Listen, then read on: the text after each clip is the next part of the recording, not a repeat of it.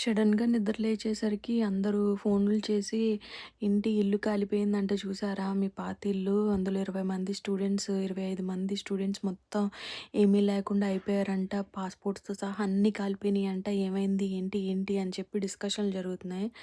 తీరా జరిగిన విషయం ఏంటి అంటే దారుణం అండి. కేవలం ఒక చిన్న ఫ్రిడ్జ్ పేలటం వల్ల ఇల్లు మొత్తం ఆ వీడియోలో చూస్తున్నారు కదా!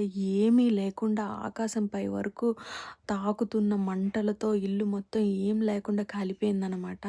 అందులోని ఇక్కడ చెక్కల వల్ల కన్‌స్ట్రక్షన్ అవ్వటం వల్ల ఒకటి అంటుకుంటే మొత్తం అంటుకుపోతూ ఉంటాయన్నమాట. దీనికోసం నేను ఫుల్ వీడియో అయితే చేశాను. ఆ 25 మంది స్టూడెంట్స్ పరిస్థితి ఏంటి ఇప్పుడు? వాళ్ళెలా ఉన్నారు? వాళ్ళకి ఏదైనా సహాయం దొరికిందా లేదా? సిట్యుయేషన్ అనేది ఎలా జరిగింది? ఏంటి?